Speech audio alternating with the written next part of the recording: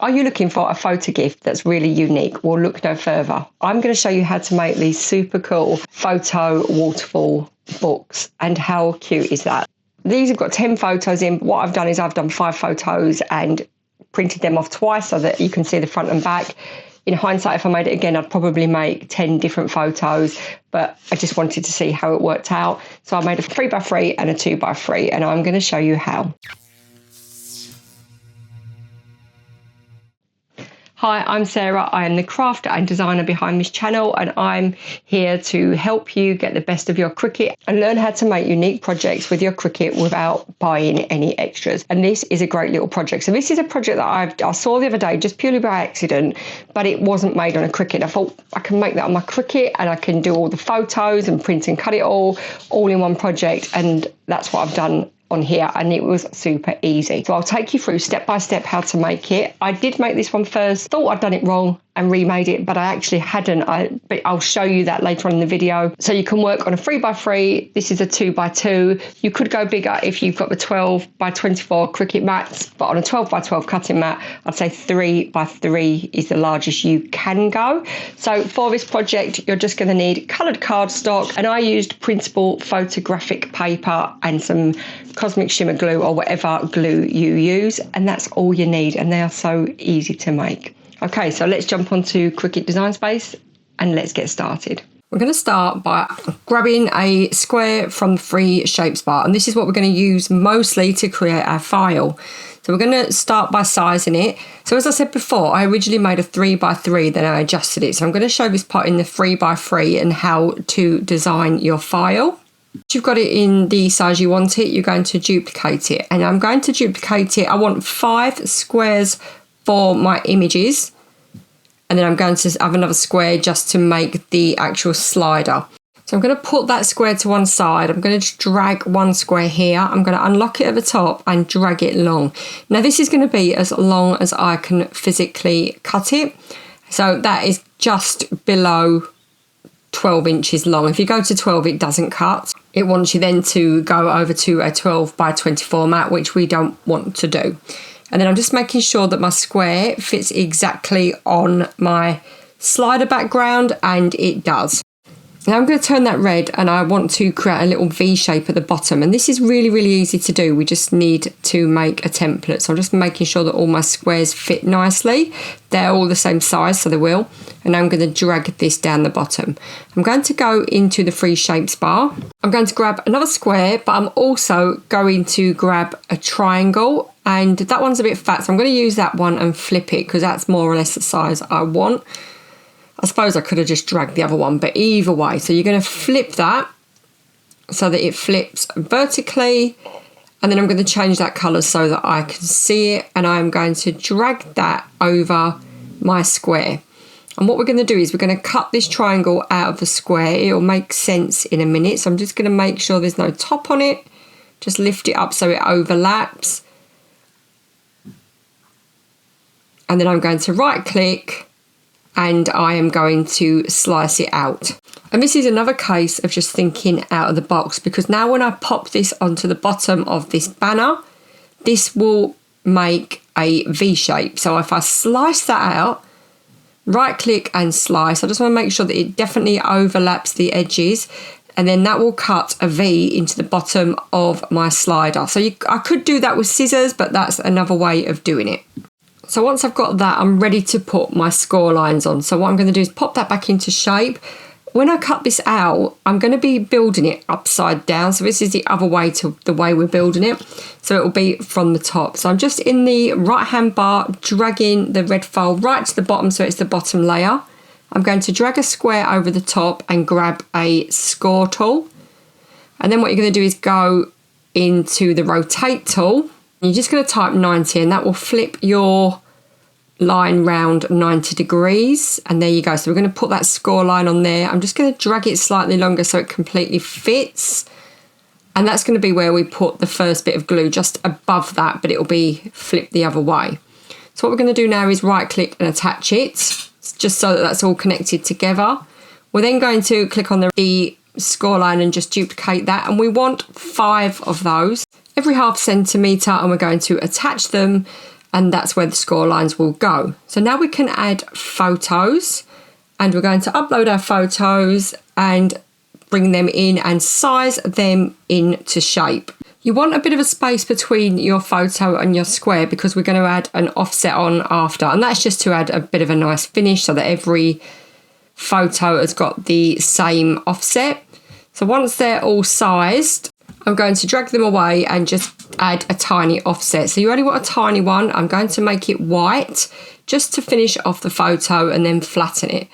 What I then went on to do after this was I duplicated every photo, and the reason that I duplicated it was originally because I thought, well, if I make a mistake, I've got a spare. But what I soon realised was that they looked great back to back. So if you look now, you can see that my file is actually sized smaller. It's 2 wide, and that's because I made 2 projects. So I've put both the tutorials together. So you can either cut yours at 2 or at 3 wide, and your squares 2 by 2, 3 by 3. All you've got to remember is to keep your slide element just under 12, no matter what width you work with. So here I am at print and cut. I've sent it to print. What I'm going to do is click next. I'm going to use a system dialog and remove the bleed. You might have to, when you click print, reduce down the size of Design Space, and when you go to behind your project, you can choose best quality. So I printed this out on printable glossy sticker paper, so I'm going to use my printable vinyl settings for that. And I just found it really easy working with the printable stickers, so I could just stick them on my card. It was a really great option. And here we are printing the images to make our photo images. So I've doubled them up, as I said, just so that if there's any mistakes, and as long as you're setting them to fine print, you're going to use the printer settings rather than Cricut. This will work out really well, I think, now the sizing.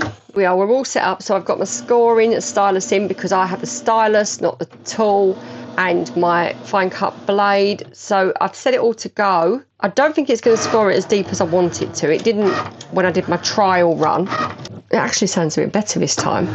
And now it will cut. If you haven't got a scoring stylus, you don't need to use it. You can actually just use a ruler and score it yourself, or score it with one of your cutting tools after. What we're going to do first is we're going to build up the sticker cards. So the reason that, I mean, what I could actually do is do them double-sided. I think I'll do that. Right, so this wants to be the opposite way. So that is that way. This goes on this way. We're going to lose a bit of that, but that's not the end of the world, is it? So when you do your flip sides, you're better off doing them nearer to the bottom.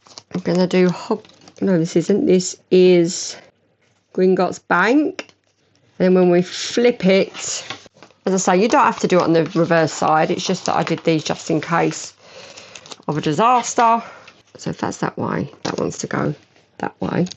And I'll do that nearer to the bottom. We are going to lose some of these, but it doesn't matter. I need to keep double checking. I keep doubting myself. So that's there, that's there. You've got to remember to make sure that your photos go in different directions, because that's going to face down, and then when it flips up, it's going to face up. So you're going to face them so that they work accordingly, so that they're not all in the same direction. And the last one is our Mickey ice cream. Right, there we go. So now we've got our, it's going to go this way up. We've got this score line. So we're just going to go over the score lines and bend them all. And that's scored really nicely. And then if you look at the template, my prototype one, you can see that you start sticking them from the bottom, and that now is going to work. I might have to cut some off the bottom, but that doesn't matter. So I'm going to start with this one, and we're going to start sticking those. Just make sure that's lined up. And that's going to stick on the bottom of there because that's where that fits. So you're going to place your glue in a line and stick your bottom card on so that it's in line with the bottom of your strip. Then you're going to put the next one on, and you've got your guidelines there, so you can just fit the glue within your guidelines, and then you can pop them on. You can see when I pull it out that it all starts to fit together. What is really important here is that you allow it to dry properly first before moving on to the next stage. I just love how these turn out. These are so cute. If you could make it a lot bigger, but you just wouldn't use your Cricut machine, or what you could do is cut your squares out Or you could stick this together, do 2 halves of it if you wanted it longer than 12 by 12, or if you've got a 12 by 24 mat, which I actually have in a cupboard. I just never use it. So we've got to dry those.